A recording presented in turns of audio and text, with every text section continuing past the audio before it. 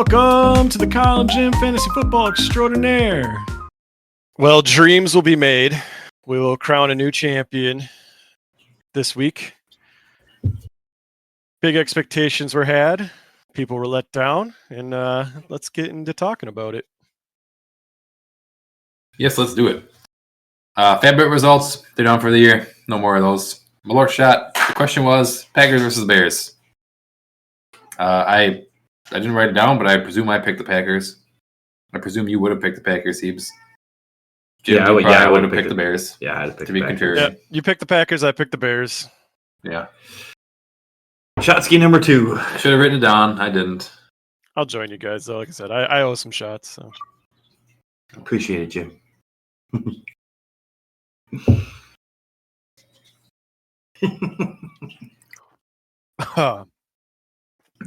Fireball kind of sucks now. Oh. Wait, Fireball? Fire? Oh, do Jack Fire instead. Yeah. I just found it in the basement.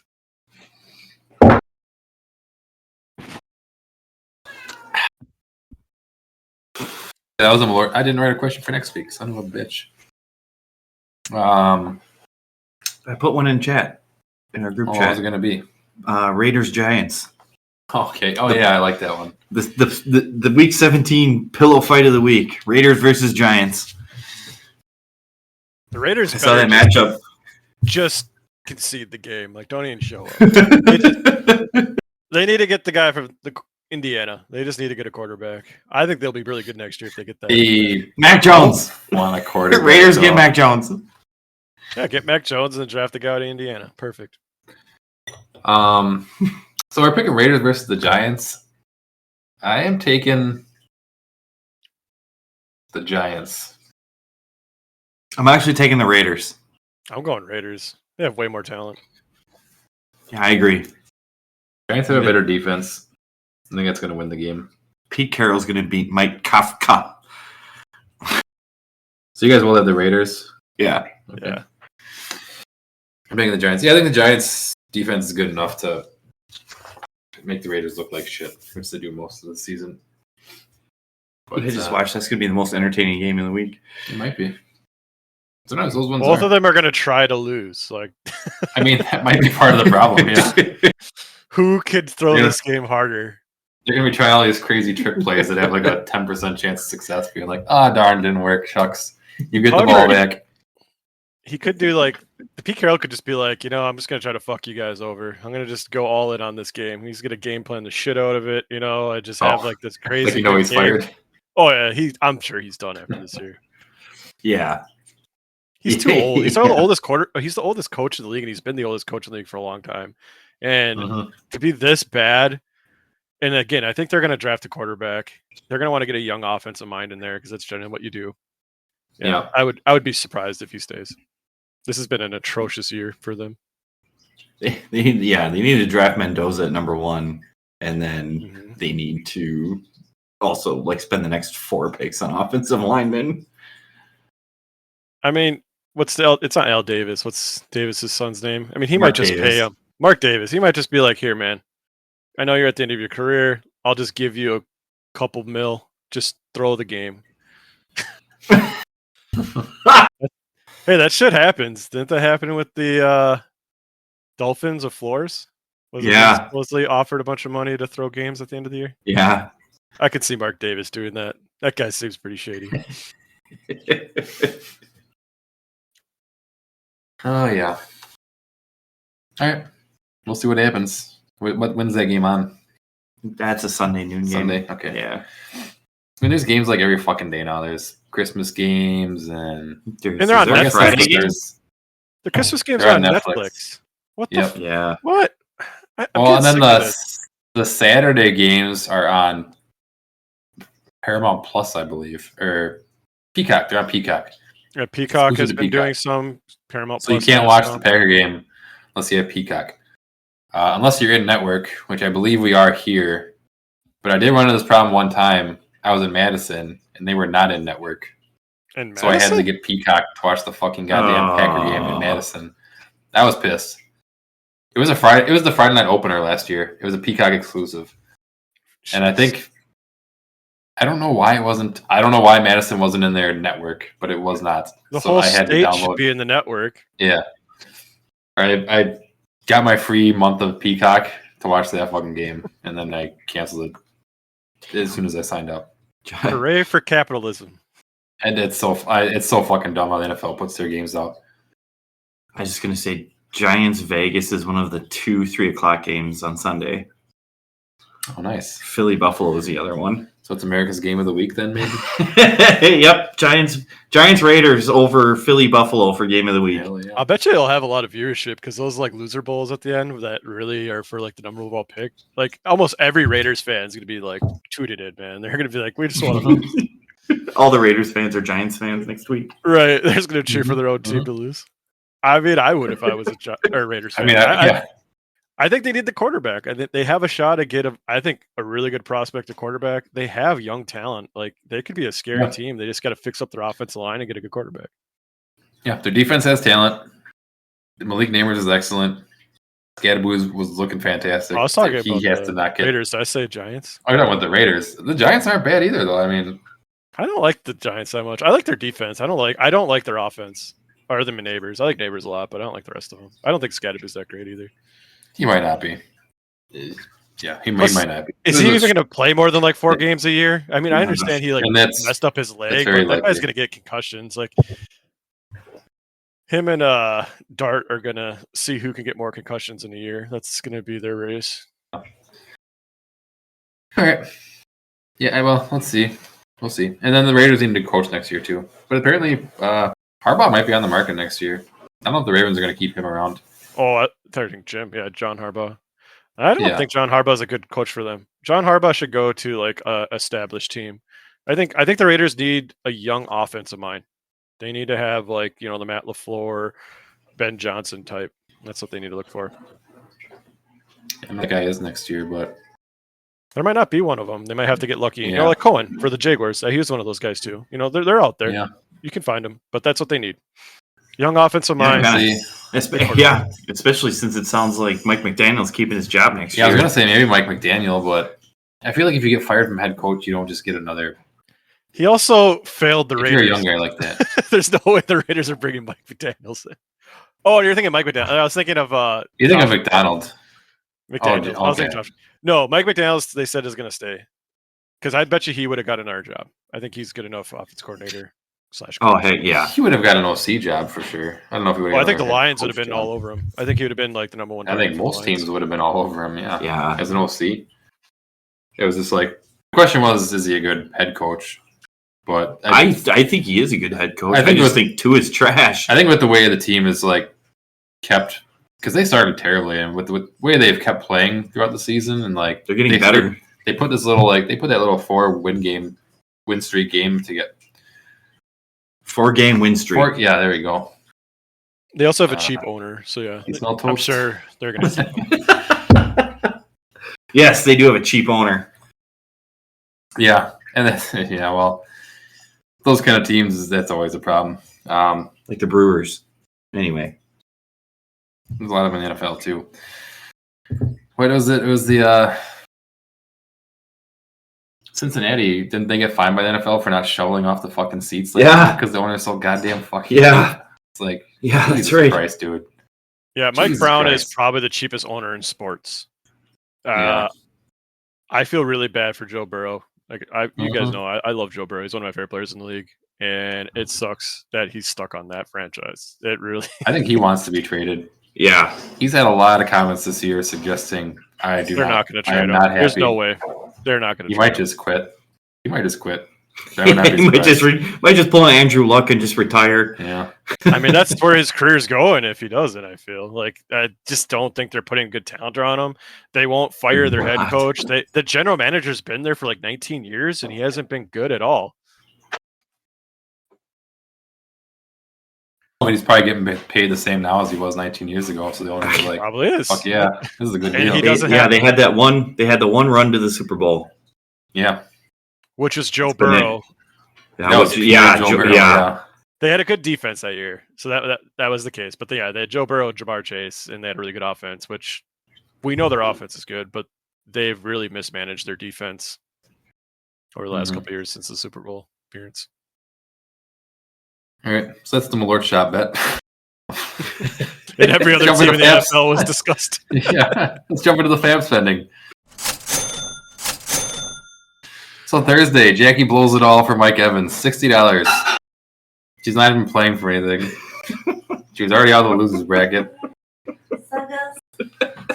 But said I got $60 Defend left. yourself. I'm fucking spending it.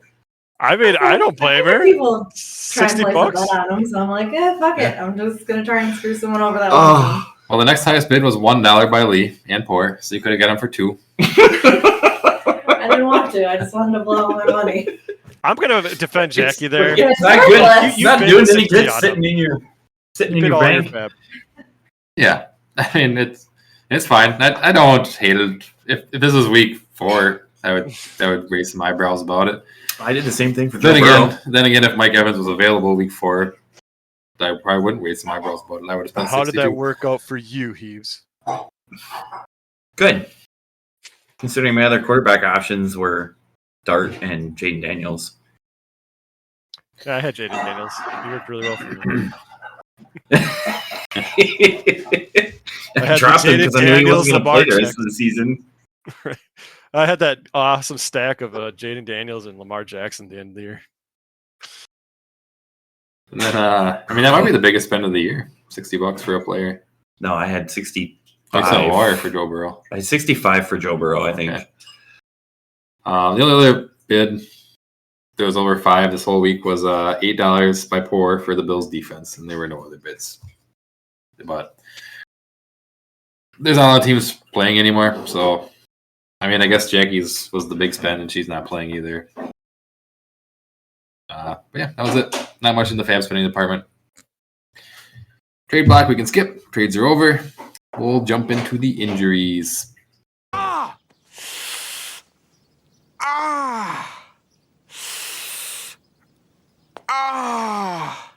Jordan Love. The Packers, we really need another star player out, so Jordan Love stepped up, sacrificed his brain, and took one for the team. Concussion, week to week. I don't know when he'll be back. Lamar Jackson, left with a back injury, did not return. I don't know if he's planning to play next week. Dude hasn't been very good all year, and he misses practice like every week too. So he's been like dealing with nagging injuries. I don't really know. Quinshon Judkins, he dislocated his ankle and fractured his fibula. He escorted out on the party cart. So we'll see him this season. Yeah, maybe we'll see him late next year. I was gonna say I don't know at the earliest. I don't know if he's gonna be ready for the beginning of next year. That's a bummer. He was having a good rookie campaign, and the Browns need every piece of offensive talent they can get. Gardner Minshew filling in for Mahomes, and he tore his ACL. Just following his starter's footsteps. I saw my predecessor tear his ACL. He wanted to imitate Mahomes. But he imitated the wrong part of his. Anything Mahomes can do, I can do better. Yeah, I can do it in one game. Took you fucking 15 to do it. J.J. McCarthy, we kind of talked about this one already, but he hurt his throwing hand by slamming into a helmet. I wrote here, I believe they said it's not broken, but I think since then I've seen that it was fractured. Yeah. So I don't know if a fracture is technically a break. Yeah. Yeah, okay. So it is broken. And then Travion Henderson hurt his head and was ruled out during this game. Is that a concussion? Yeah, that's what I just read it off the thing. It said hurt his head. I think that's about everybody. All the fantasy relevant people anyways. So take a moment, pray for them legs, and they're in a better place now. I'm sending up my prayers. I already prayed for his leg. And then we got the matchup recap. This is what we came to see. So Carson's versus Tiff. Carson's wins 104.6 to 87.6. So Tiff, who was just dominant all year, seriously, just lays up a stinker. I mean, me and Jim, we talked about this last week. I was worried about Tiff's team. I was like, if the Bills don't perform, Tiff's team doesn't perform. And shockingly, James Cook did perform, but Josh Allen did nothing. Did I write it down?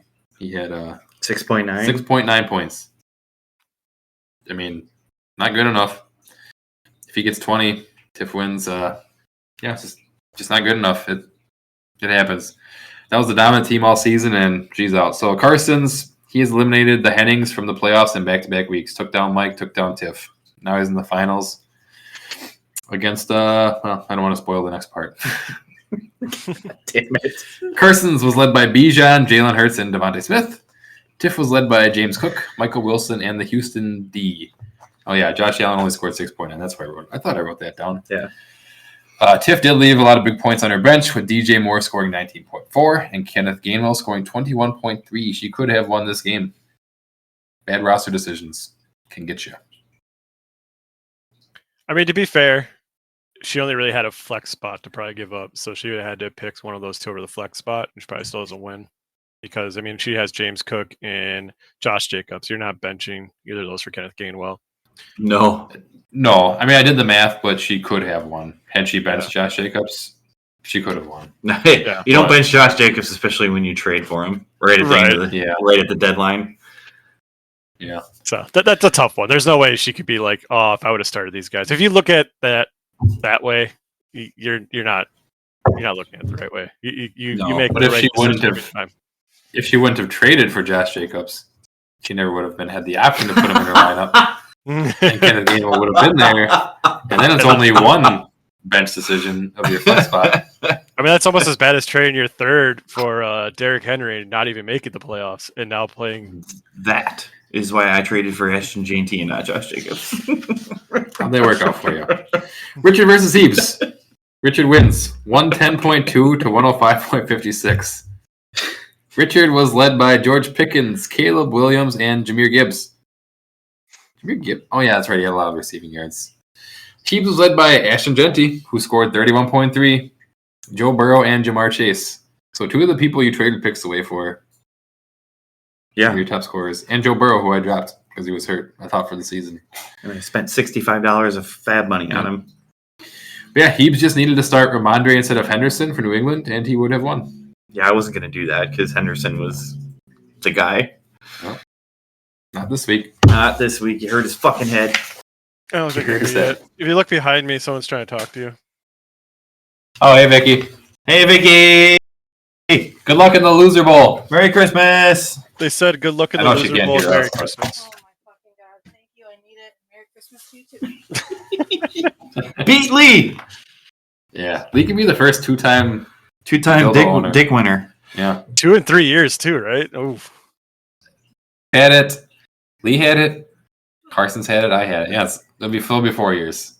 But yes, it hasn't been around for very long. This league is crazy. Because look at our championship game. We've got Karstens, who went 6-8 and got in solely on points, and Richard, who didn't even draft his team in the championship game.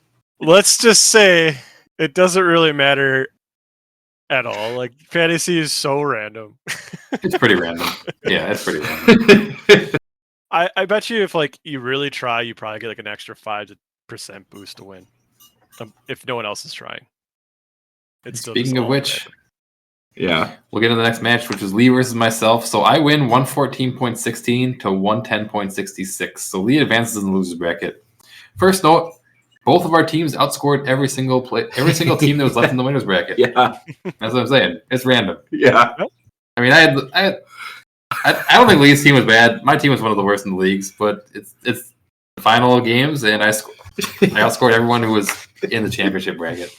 I would have advanced to the fucking finals probably last week too, because I also had a good score. I mean, it's you got to win the games, and it's for fun. It's what the end of the day is. This fantasy football is for fun. If you ain't having fun, don't do it. It's sometimes you're gonna lose, and part of the battle is don't get that Doc Johnson shipped over to your house. So I was led by Trevor Lawrence, R.J. Harvey, and Harold Fannin Jr. I mean, the big one for me though was you traded him to me, Heebs. Juan Jennings on Monday Night Football. Boy, the whole first half he had 0, I think. Yeah. And I was like, I needed 12 points from him. I was like, I'm fucked. I ain't winning this game. There's no way. I'm like, San Francisco's going to get up by a ton. They're not going to throw the ball anymore. and I'm just gonna lose. And I was like, whatever. I watched it on my computer. I'm like, I'm just gonna fucking play a game and kind of watch on the side because I don't even want to see this. I need to see it because I need to do this right up after. And then also I'm just like, I'm kind of like not paying attention. I was like, Juan Jennings gets a touchdown. I'm like, no way. He got it. He did it. I'm like, okay, so he's got like 8 now. I'm like, okay, that helps a lot. But now the Niners are even more. Are they gonna throw him the ball anymore? And then he got another catch for. I think before they did a catch for like 30 yards, and then he got a touchdown for like. But I don't remember. But then like another catch, he got enough, and I was like, oh, but it wasn't enough that if he got the ball and fumbled it, I would have lost. I'm like, please just get one more reception, so I don't have to worry about it for the rest of the night. And then he did, and I was like, okay, thank fucking Christ. I'm out. Lee's in the finals. Lee was led by Derrick Henry, Dak Prescott, and New Orleans defense. Lee's team just needed to play Blake Corum instead of Bucking Irving, and he would have won. Roster decisions. Every one of these things, just roster decisions. You got to pick your starters wisely. And then we have Poor versus Vicky. Poor wins 106.4 to 75.7. Poor was led by Brock Purdy, Zay Flowers, and a kicker. I'm just going to start writing the kicker because I'm tired of writing kickers' names. Like, wait a minute, who's that? No one gives a fuck who your kicker is. No one gives a shit. It's a kicker. Kickers are a fucking waste of roster space. Vicky was led by Kyle Pitts again, a kicker, and T. Higgins. Vicky just needed a better team, and she could have won. I did all the math. There's no way Vicky could have won. Unless she would have maybe done some different fab things, but... Well, I think dropping Mike Evans wasn't a good idea. Maybe if she had Mike Evans, maybe she could have won. I don't know why. Did he do anything in the last game? Maybe. I don't know. I know the week before he had like 100 yards. So maybe he didn't do anything this game, but... Jackie had him. Did Mike Evans do anything last week? Yeah. He had like 30 points. He had like 30 points, apparently. So there you go. I don't know why Vicky dropped him.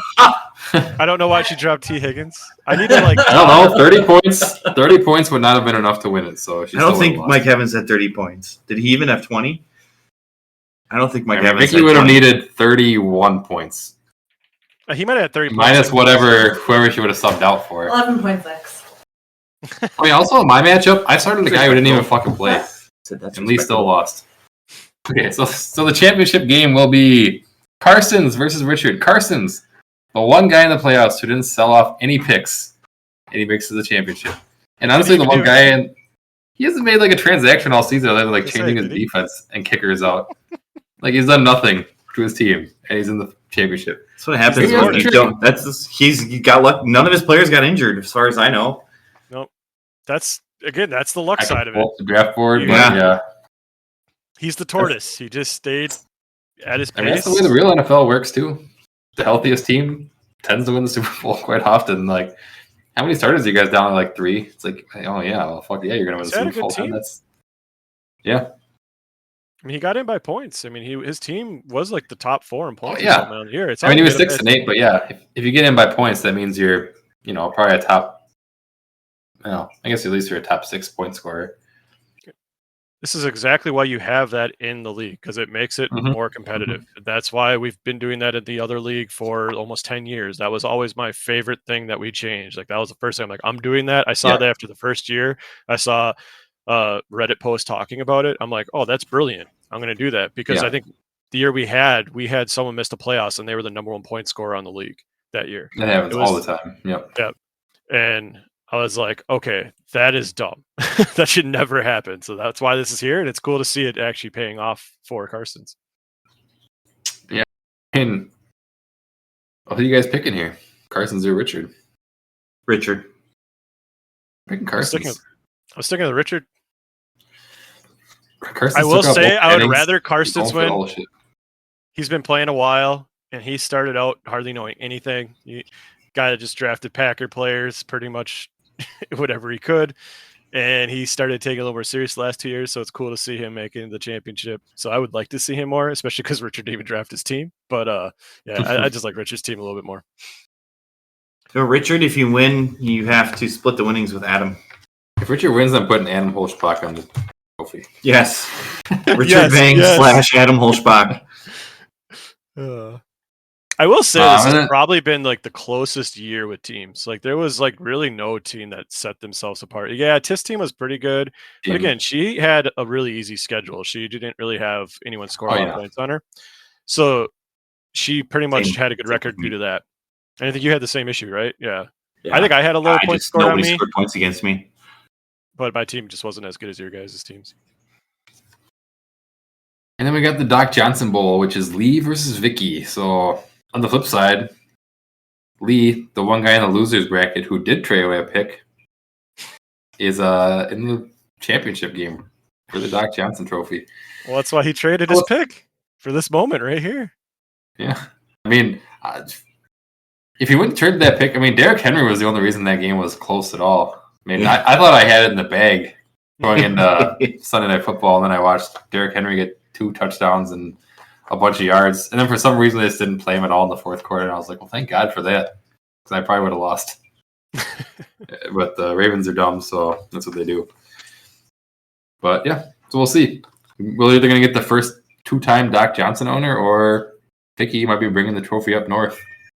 See if it can survive those blistery colds. I mean, I heard you guys might be house shopping soon, so if you are, you can wait until after the championship, but if you're getting it, try to find a room where there's like a good place to put it. Put it right out in our front window, Yeah. Let everyone know. Like, make sure you have a windowsill, yeah. Either the house with a windowsill, so you can actually put it there for the whole We world. do have a church across the street. I could put it out in the front. Yeah. In the yard. Put it on top of your roof. Nail it down. All right. So yeah, that's the matchups. We got next week's matchups. Matchups next week will be very short. We're only gonna have 2 of them, and we're gonna jump into the. That was pretty quick.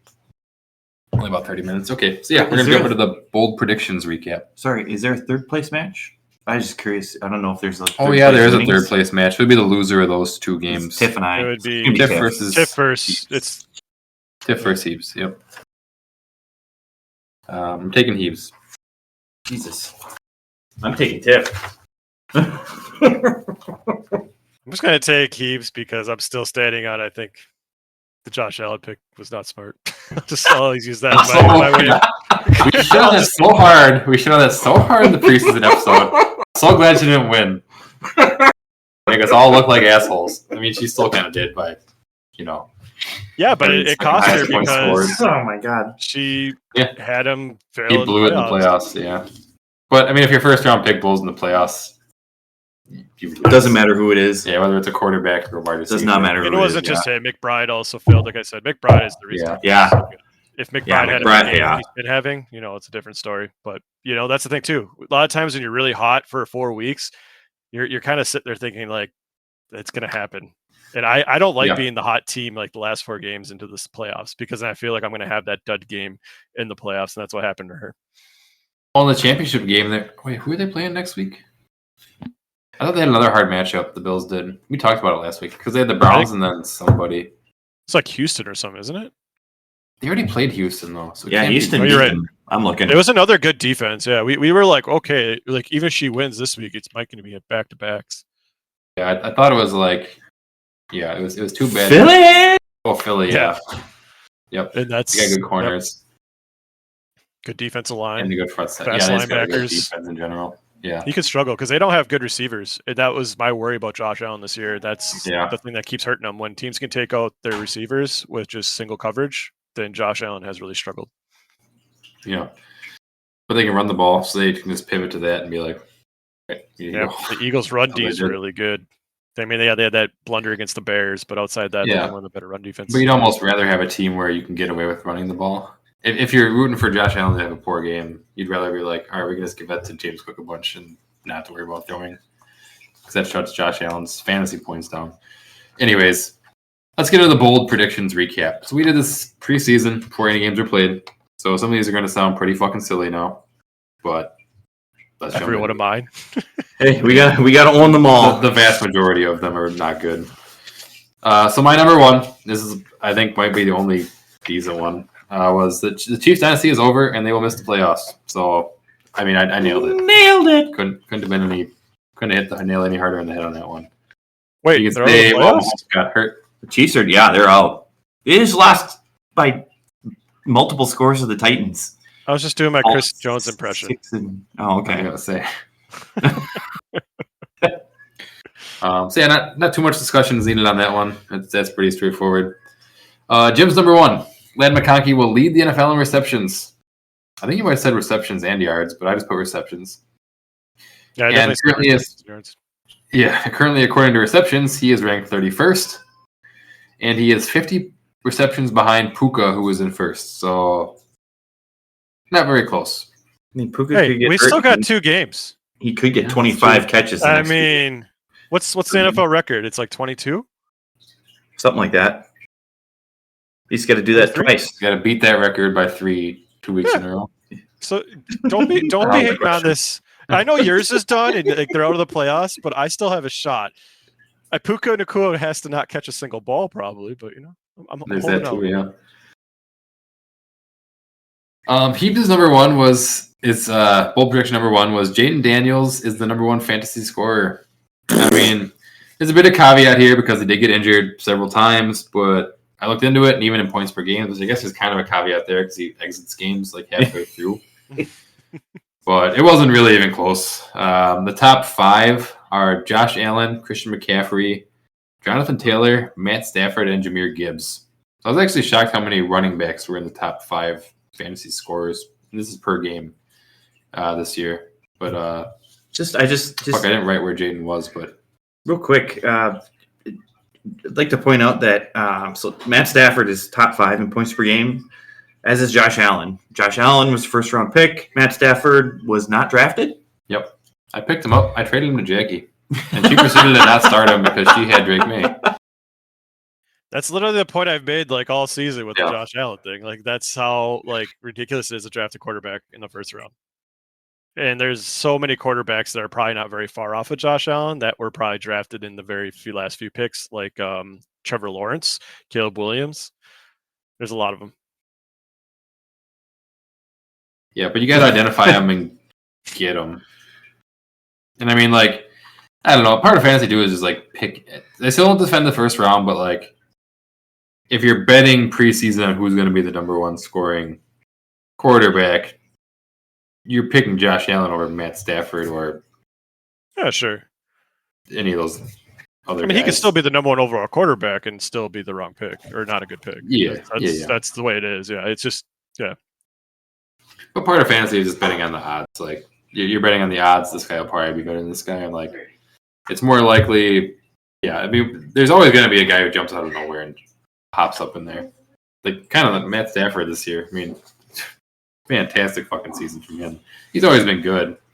He's never been this. This is the best season of his career. Best season of his career. It's been impressive for him at his age with his back injuries. Like it, I figured he's gonna be good with Devontae Adams and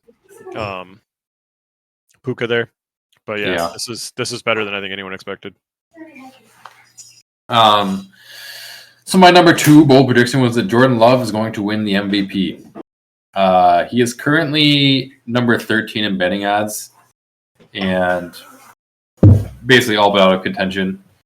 He looked 2 weeks ago. He was 3rd in betting odds, so it didn't look terrible. I was like, if he can finish out the year strong, maybe. But 2 bad losses and a concussion, he's out. I missed it, but it didn't look terrible. 3 weeks ago, 2 weeks ago, 2 weeks ago, this didn't look terrible. I was like, maybe I can get away with this one. He's been like a borderline top 5 guy for most of the second half of the season. So yeah. It's just 2 losses and the concussion where he's going to miss games. He's definitely out now. So this it's a miss. You want to read Jim's number 2? I gotta get a beer. All right, Jim's number 2. Kenneth Walker will be the number 1 running back this season.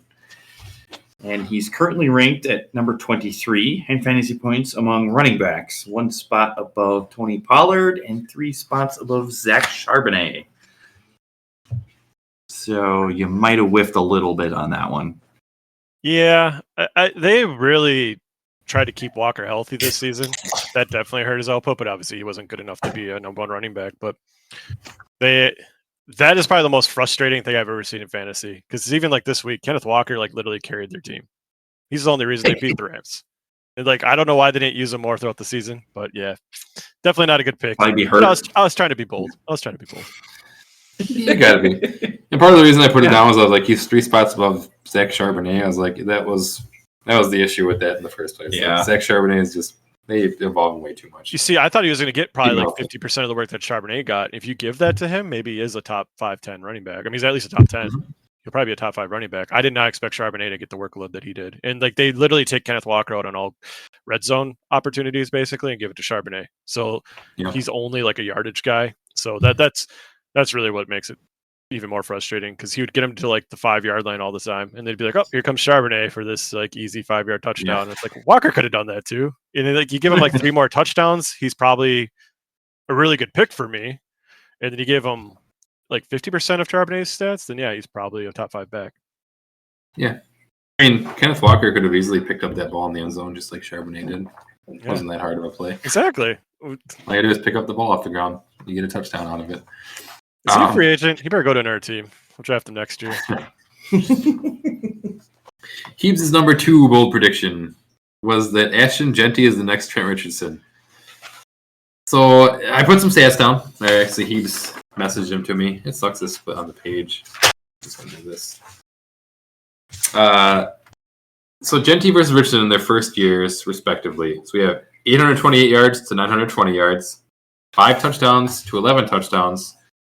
Yards per carry were 3.7 to 3.6, and reception touchdowns were 5 to 1.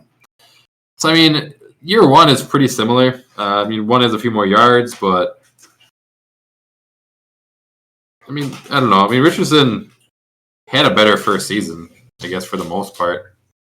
I think they're pretty close. I mean, they both have it's double-digit touchdowns. I was curious because I just happened to check NFL reference, but it happened to be this last week. They both played the same amount of games, so I checked out. I was like, holy shit, this was a lot closer. Like I just assumed Jeanty would have been better. But no, the stats ended up being pretty close. Like even I think they were within 50 receiving yards of each other. It's just that Jeanty had 5 receiving touchdowns, at Trent Richardson's 1. But yeah, I was kind of, I don't know, pleasantly surprised that at least this year, this turned out to be pretty close. I think Jeanty's, because there were times where Richardson would run straight into 3-4 guys when there was a giant hole a foot to his left. Like Jeanty's not missing those kind of holes. Yeah, Richardson. No, he had none. He was extremely athletic, and he lived off that at Alabama, and he clearly was not an NFL player when it comes to just like everything past athleticism. Jeanty, I think, actually is a really good player, and I think he's just in a really bad situation. Yeah, the Raiders just can't. He's still probably going to pull 1,000 yards this year with no run blocking in front of him. Yeah, they had the worst offensive line pretty much all year, and Jeanty still made it a respectable season. Not what people drafted him for, but I think next year he could be like, if they fix their offensive line, I can see me. If they get any sort of offensive coordinator and offensive line in front of him, he's going to go off next year, I think. Yeah, I mean that's kind of my point on this one. It's just kind of it's a weird one. Yeah, because their production is pretty similar. Richard did have 43 more carries. It was a pretty good chunk more. And really it was like Richardson's problem was like his first year was okay. He didn't look great, and he wasn't great. And he fucking fell on his face after that. Yeah, we looked it up. What did he make? 2-3 games before he was traded? Yeah, the following season? Yeah, so he got drafted. Yeah. I was flabbergasted when he told me he was on the Browns. I was like, I didn't even know he played for the Browns. I don't even remember that existing. I was like, I thought he got drafted by the Colts, but apparently they got traded to the Colts for a first-round pick. And he went really high the next year in fantasy because everyone was like so pumped because I think they had Andrew Luck at that time, maybe. Yeah, they did. Everyone was just like, "Oh my god!" Richardson on the Colts and Andrew Luck. He's gonna have a huge season. I'm pretty sure I drafted him that year in the first round. He was a first-round pick that year. Yeah, and he got traded like week 3. And But yeah, so I mean, I don't know. How do we call this one? Do we call this right or wrong? I think it's a great prediction. I think if you at least look at stats, I mean, it's very eerie. Like their yards per carry. But I feel like part of the stats, part of the Richardson. This year, the next Richardson means he's gonna fall on his fucking face next year. Isn't that what the part of the bet is? We're talking about this he's gonna season. have a great rookie year. I think you just compare this season because it's only for this season. And I think for this season, he basically was Trent Richardson. Statistically, he's almost. But I feel like when you say he's Trent Richardson, that means he's going to suck. Not he's going to be pretty good. You got to we'll call this one at like week 5 next year. If JT's got like 200 yards after week 5, then you can't think of next year. This is only for this year. This is a prediction. That's true. That's true. Season. That's true. Yeah. This is a very good prediction. Heebs, this is the best prediction on this whole list. So when you made this bet, when you made this bold prediction, you meant JT's going to be pretty good. When I heard you make this bold prediction, I thought you meant JT's going to stink. But I knew But turns out Richardson was actually good his rookie year. I knew that Richardson was like not awful, but like I knew he was still under 4 yards per carry. And I was just like, the Raiders are going to be so bad. No, I'm pretty sure his argument was that he was in a bad situation. He didn't mind GNT as a prospect. He didn't think he was as good as people thought. And he thought he was going to struggle because of the situation he was in, which is very similar to Trent Richardson, who was in a bad situation as well. But, he just had volume. GNT, he just got a bunch of volume, and he made the best of it. I don't know. To me, this is like, you couldn't have gotten closer for this season between these That's two. fair. Now, and he was like he was a high rookie draft pick, and he did not. He's top 10 draft pick. He did not return fantasy and in the NFL. And he did not return value in fantasy at all. Yeah. Okay, so you're calling this one, but he was still their best offensive player all season. What about Gino? This is a good one. This is a very good one. Yeah, this ended up being almost on the nose. Yeah. All right, and then we'll get into our third bowl prediction. So mine was DK Metcalf has the most reception touchdowns. But actually, what I meant to say was he would get the most games suspended for punching a fan. I was kind of drunk at the time and slurred my words. So I'm taking this as a win. Because he's getting suspended 2 games for punching a fan. It's a record. All time. But in all seriousness, DK, he's currently tied for 19th in touchdowns. With the likes of Hunter Henry, Darren Waller, Romeo Doubs, Tucker Kraft, who missed half the season. He only has 6. It was like a 15-way tie for 19th. Devontae's at number 1 with 14. God damn. DK only has 6, so not even half. That's all Devontae did with the Packers too was catch touchdowns. Like I swear he had like 15 touchdowns every year. He's an incredible red zone guy. He's one of the best. Yeah, he's so elite, just like getting that separation right off the fucking. I don't remember you talking about that. I think that was 2 weeks ago. Like just how good in the red zone he is. Yeah. Well, you ever see that video of Chad Ochocinco crying watching him run routes? Oh, you guys are Packer fans. Ever seen that before? So no. Chad Johnson had Adams send him tape, and this is probably like when Adams was first really starting to take off, and he was looking like one of the better receivers in the league, but it was still early in his ascension. And yeah, Chad Johnson was like literally tearing up watching the routes because they were so good. He's just like, this guy is just one of the best route runners of all time, which that's pretty big praise because Chad Ochocinco is one of the best route runners of all time. Yeah. So yeah, go look it up. He was crying over Devontae Adams routes. Yeah. This one's a big old bust, not even close. Jim's number 3 was the Packers missed the playoffs. So the playoffs aren't here yet. So I went and checked the Atlantic playoff predictor, published by the New York Times. So the Packers are at a 97% chance to make the playoffs currently. They're at an 11% chance to win the division. The Packers have a 76% chance to make it, even if we lose our last 2 games. So I'm calling this one wrong. No, it's not. This is published by me. If the Lions win this, I'm going to be the most insufferable asshole you ever met. Well, because the Lions would be the reason they get knocked out of the playoffs, and the Lions would make the playoffs. You guys could probably knock us out, and also have to lose playoffs. Well, we would have to win 2 to be in, and you guys would have to lose 2. Like I guess the only way we could miss is you guys. Yeah, we're the only reason that you would want to make it. Yeah. So the Lions have to win 2, you have to lose 2. That's pretty much the Lions' way of getting in. There's no one else in the NFC that's. And the Lions are probably going to win next week. The Packers, if they're down to their 3rd quarterback.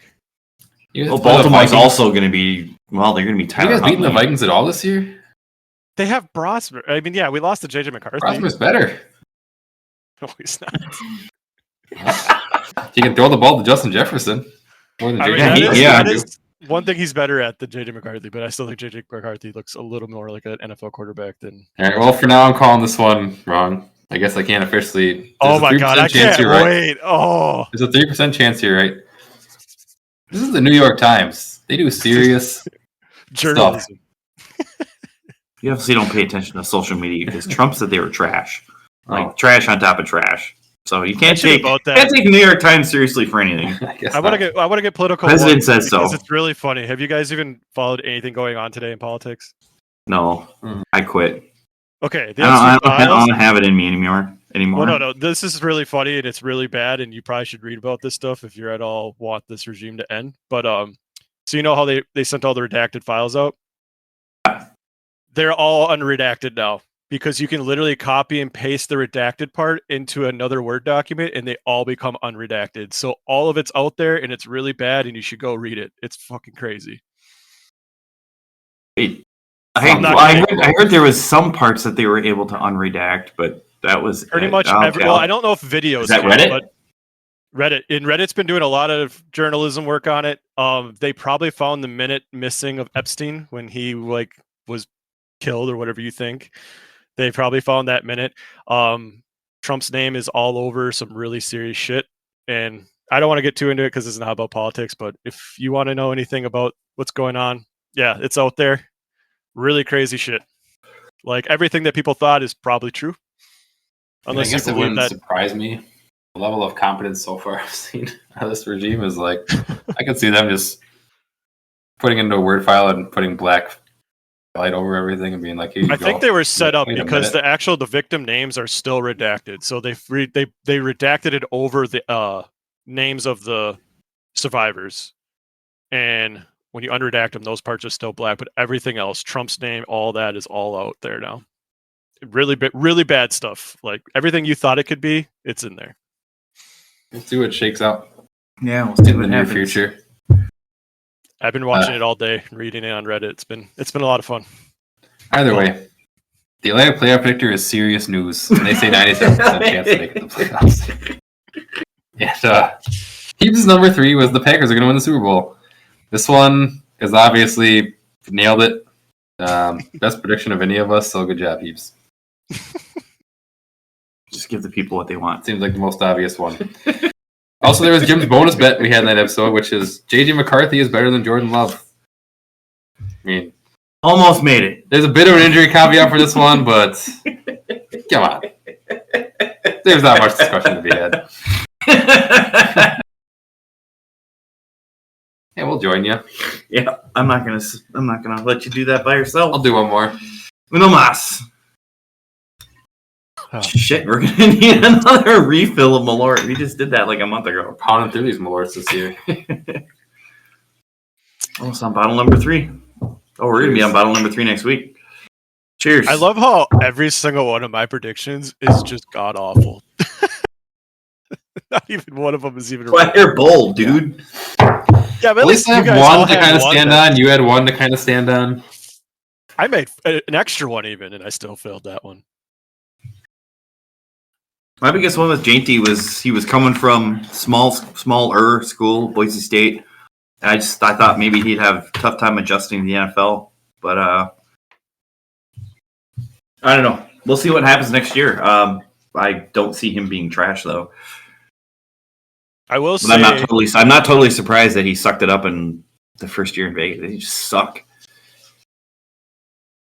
I will say though, with my number 2 one with Kenneth Walker, I did say in that podcast I was originally going to say Jonathan Taylor, and I was actually pretty close on that one because I think he's number 2 behind Gibbs. Yeah, I think Taylor's probably still going to CMC. I think CMC is going to take it just Taylor's had some really crappy games. CMC's on pace for.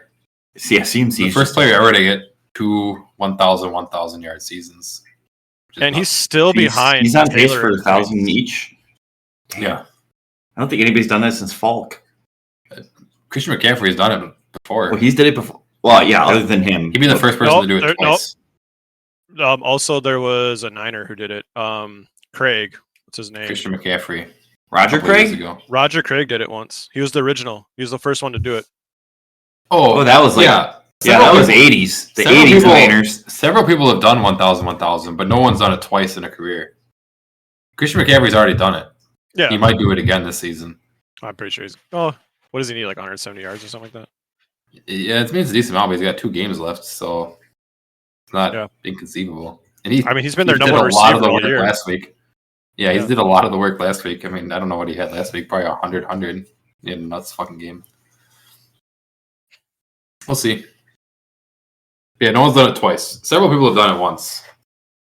But yeah, no one's done it twice.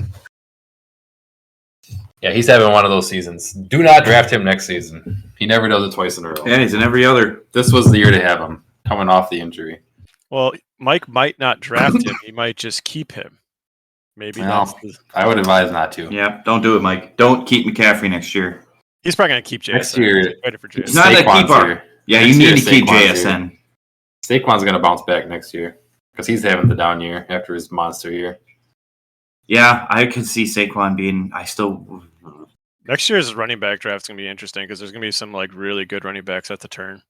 Because people are going to be like, oh, they're down here. Like Saquon will probably be like. I think you're going to start seeing a surge in running backs because I just feel like the talent at the running back position is so much better than at like the quarterback position. Well, they went through the top 5 scorers this year because of your bowl prediction. I was shocked to see 3 running backs and 2 quarterbacks. I was like, fuck. Running backs, running backs are making a comeback. No wide receivers at all were in the top 5. I think the quarterback play over the last 5 years has gotten poorer. I mean, like guys like Drake May, he just had his first 300-yard performance like 2 weeks ago. Mm-hmm. Like he's been only throwing like 250 to 280 all year, which is still, I mean, but we're not that far removed from guys like Brady and Breeze and Rodgers who were throwing 350 every week. Like that was nothing. Like Brady said, no quarterbacks are really doing that anymore. Yeah. Well, Brady even came out and said this year, he said that he thinks a lot of the quarterback play, the poor quarterback play, is attributed to a lot of the running. He says that they don't sit in the pocket enough anymore to actually like digest like coverages and learn how to read coverages properly. And then they try to run out of the pocket earlier than they should. And he thinks that that's actually contributing to a lot of these quarterbacks to not learn how to play in the pocket. And it's why someone like Philip Rivers is brought in when the team can't find an extra starter, because they just need someone who can routinely hit plays through the pocket. And so many of these young quarterbacks can't do it because they're not getting the time, in game to do it. And then when they are, again, their play breaks down, they have a little more athleticism, they roll out, and the offenses are built to help them do that. But yeah, I think it is hurting overall development of the quarterback position, which is pretty interesting. Yeah, I don't disagree. I mean, you don't see. I mean, Goff's like the premier pocket passer in the NFL right now. Like, dude's. I mean, that's his. You don't see him run. When you do, you're like, no. Oh God, don't get hurt. You probably shouldn't. But he's at least smart enough to like slide and stuff. He'll sit in the pocket and he's like, I'm fucked. You kind of like, you don't really take a knee, but you're like, I know I'm getting smoked. Like, I'm not gonna get smoked hard. Hopefully. Yep. But it's not. But he's been. I don't know. I mean, passing yards. Lions have to be one of the top in the NFL this year. He's top 3 in like every statistic for quarterbacks, like yards, touchdowns, interception rate. He's statistically. I mean, he might be the second best quarterback statistically this year, other than Matt Stafford. Obviously he won't have MVP consideration just because the Lions. I mean, unless they make the playoffs. If they make the playoffs and Goff has 2 crazy games, and Stafford somehow just falls on his head, so there would probably be talk about it. But it would have to be some crazy stuff that would have to happen. But still, statistically, he's been incredible this year. Well, I honestly look at all the best, aside from Caleb Williams, if you look at all the best teams, at least in the NFC, I mean, Brock Purdy, he's still primarily a pocket guy. Yeah. Darnold, pocket guy. Stafford, definitely a pocket guy. Jalen Hurts, I mean, he's not a pocket guy. No. Well, he's not running either. He still runs. At least not this year. He used to. Yeah, I'm sure they're probably trying to develop it more because look what happened. Like the middle of their season almost was disastrous because he could not even hit slants. So maybe that proves Tom Brady's point is like These guys aren't developing it. And it's like, well, now we have to, get the passing game going again. Maybe they've actually stopped running him to try to build his confidence up and try to get that rhythm down, because clearly mid-year, like, that dude was broke as a passer. He's improved the last couple of weeks, but yeah, I think that does prove a little bit of what Brady's saying. I don't disagree. But yeah, it's hard. I mean, pass rushers, I feel like, get better every year too. Like that's a skill position that's been developing quickly. Yeah. So it's kind of you run. Yeah, I feel like there are a lot of really, really good pass rushers in the league right now. Yeah. Well, it's because, and this is a thing that goes to college, is that when you are an athletic freak, you don't play on offensive line. They put you on defensive line. So the offensive line has actually been getting weaker and weaker athletically throughout the years. Yeah. And because those guys are all going on the defensive side because they want to impact the pass rush or impact the quarterback. So it is actually, exactly. So that's actually going to you're looking. I want to play this position, not this position, because this position I can make. I mean, nowadays, I guess $45 million a year is. Yeah, pass rushers coming up. They're going to be like 5 years from now. What are pass rushers going to get? $45 million a year. Yeah. What are offensive linemen going to get? We talked about that. Literally $20 million. Elite quarterbacks are the only position that's paying more than an elite pass rusher right now. So the best of the best athletes probably want to play pass rusher. Mm-hmm. Well, look at Penei Sewell is just as good as Parsons at his position, right? And we talked about this. Yeah, he's making $28 million. That's what I'm saying. That's he's got. Oh wow, that's a lot for an offensive lineman, but he's worth it. I mean, if you're stopping a guy making $45 million a year, I'm happy with that contract all day. $28 million. I mean, that guy's a Hall of Famer in my opinion. Like from what I've seen so far. Oh yeah. He's young yet too, isn't he? But yeah, he's like 24. Yeah. Yeah, Penei Sewell is super young. He was like the youngest player in the NFL when we drafted him. So yeah, he's going to be around for a long time. So yeah, I don't know. It's just the NFL though. That's fantasy. Should we call it there? Yeah, we can call it there. Well, this is probably our last episode though, right? No. Yeah, we got the victories. Oh, because we have the victories. Yep. Okay, I'll give you that. Yep. Yeah, we still got next week. I was just thinking last year, Kyle and I did like the playoff stuff. I don't know if I have that in me this year. we did. I'll still do it. Yeah, I'll do the playoff stuff. I'll do it throughout the season. Talk about a little bit. Just jump on and talk football for an hour, and why not? Yeah. I'm down. We'll see. I haven't been watching enough, I think, to be a good host or a good participant. It's up to you if you want to do it. But we're just gonna call her there. We did pretty good on both of these, about an hour each. Yeah. And so yeah, everybody enjoy your Jameis Winston quote of the week, and Merry Christmas. Merry Christmas. Merry Christmas. Happy Hanukkah. Yeah, happy Hanukkah if that's your thing. Crazy Kwanzaa if that's your thing. Festivus. For the rest of us! Yeah. Oh, yeah, do you guys want to air any grievances before we let go? Oh, yeah. Yeah, it is Festivus. We should air some grievances. It is Festivus today. I don't really have that many grievances, but... Packers special teams, you can go fuck yourself. Honest to fucking God. 15 years of being the bottom 3 in the NFL. God! Teams. Yeah. We have the best kicker. Special teams. We got the best kicker in the NFL. We got the best punter in the NFL. And somehow our special teams is still the worst in garbage. The NFL. Doesn't make any sense. You need to spend the entire offseason covering fucking offside kicks. 1 year. Just be top 10. Be top 20. Oh, my God. I don't even care. Jesus Christ. You need to draft a kick returner or sign one or something. Fuck. That's my grievance. It blows me away every year that we always manage to have the worst special teams in the NFL. Even when we have all the years with Crosby, who was like lights out, he made every field goal. It's like you look at your special team stats in there, it's like, how are we bottom fucking 3? It's like, oh yeah, because you give up this many yards every kickoff, you give up this many yards every punt return. And when you get punted to, you do nothing other than fumble the fucking ball and give it back to their team. So, yeah, I don't know. Maybe one of these decades we'll have a good special teams unit, but I don't know if it's going to be this decade. When Parsons comes back, they're going to get it together and they're going to go on a run next year. Puts Parsons on special teams. You can return punts for us. I don't know. We got to figure something out. That could be a scary punt returner, man. Who's going to want to tackle that guy? Yeah, that's true. Who's going to want to tackle Michael Parsons running full speed on special teams? They're going to have to bring like a stud linebacker out there just to try and square up. Yeah, that's how you get your knee blown up. Yeah, no shit. Again. He tears a hamstring. Yeah. My grievance is Ben Johnson. Fuck that guy. Oh, yeah. I don't blame you. I feel like that we had a thing going. That is what scares me more about Chicago than Caleb Williams does. Is Ben Johnson. It seriously seems like he's like a legit coach. I was thinking about that this weekend. Like, it's entirely possible Green Bay has the worst coach in the NFC North. Like, Johnson seems like I'd rather have Johnson, I'd rather have Campbell, and I'd almost rather have Kevin O'Connell. Like, I'd much rather have LaFleur as an offensive coordinator. No, not even, because he sucks at calling plays, I think, this year. Well, you know what? Like, Kevin O'Connell gets glazed a lot, but, like, he's won 0 playoff games in his tenure. True. At least fucking LaFleur has won a bunch of those. Like, and some of them were with Riders, but one was with Love.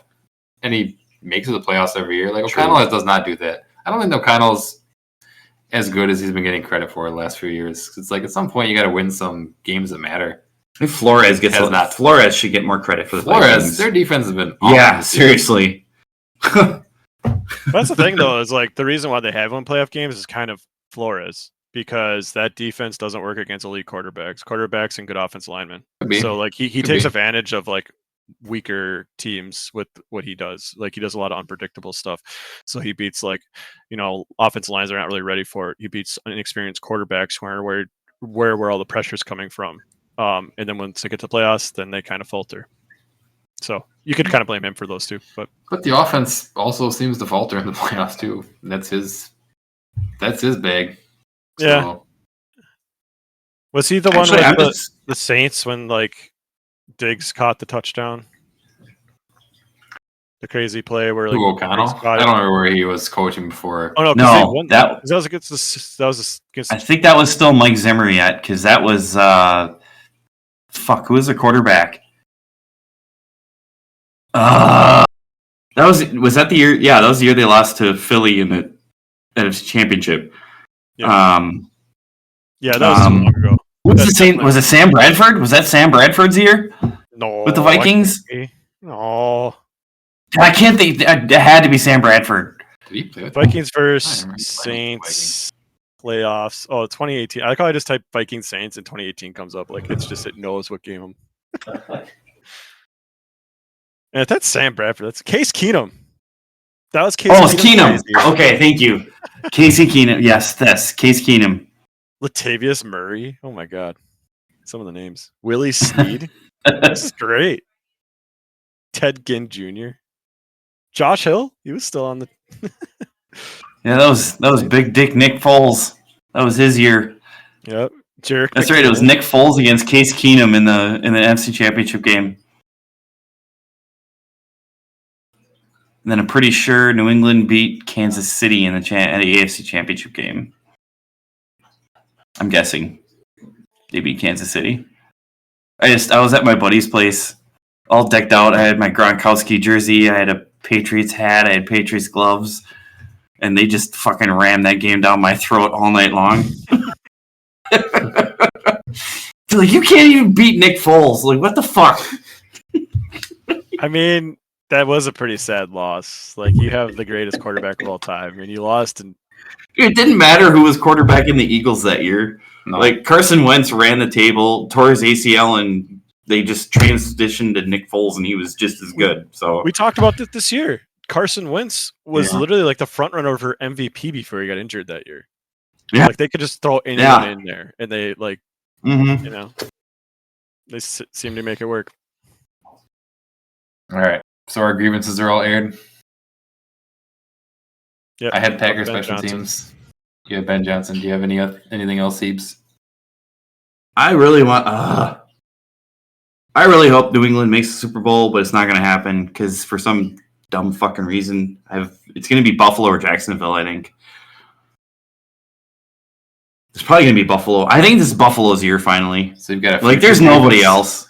No, they can't. You guys want to do Super Bowl they picks? Can't beat good defense. Like right now, I don't think they can beat a good defense. I'm taking Houston. Buffalo. Yeah, I don't think Buffalo's making it. Houston I don't Super think they Bowl? have the receivers. I don't think Houston's got enough offensively. CJ Stroud isn't bad, but I don't think he's good enough. Jacksonville's on a heater right now, and they're going to get a home playoff game. Yeah, I'm gonna stick with Houston because I don't know. New England's early. I think New England's a year too early.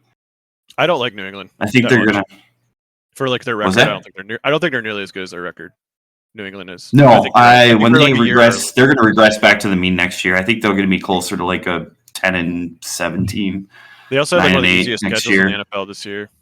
Yeah, they had top. I know it was top 5 easy schedules, but they were trash last year, so they had an easy schedule, just like the Bears this year. Bears had a shit easy schedule. I feel like Super Bowl predictions. I don't know. It's anyone's game this year. Yeah, that's what's kind of fun. I'm saying Packers Steelers and Packers win, just because it's as likely as any other fucking thing in this year. Like this year has been wild. Very true. I don't think any team's like that far above any other team that's going to the playoffs this year.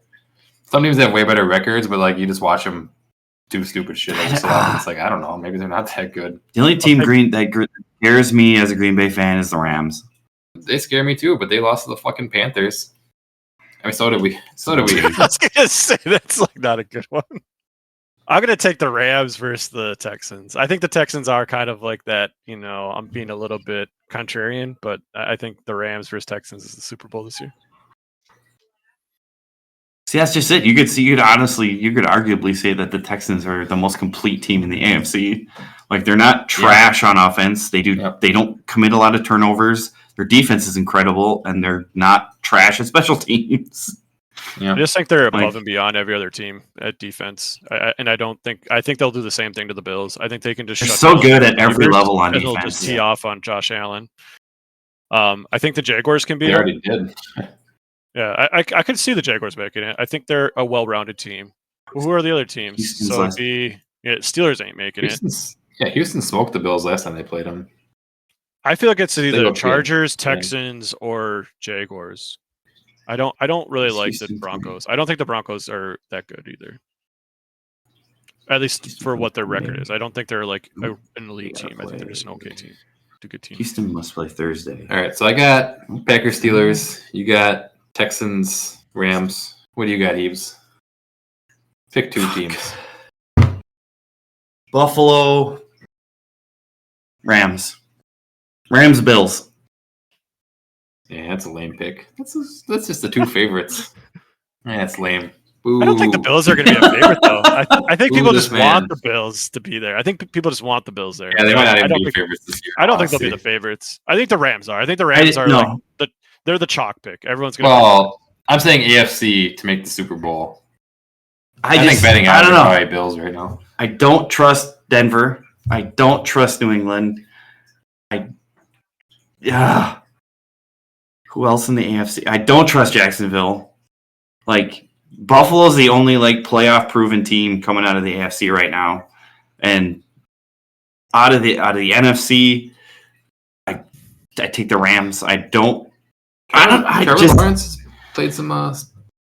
He's played some playoff games and won. That's true. Yeah. Right now, the odds are Rams at plus 400, Seahawks plus 500, Broncos plus 850, Patriots plus 900, and the Bills are plus 900.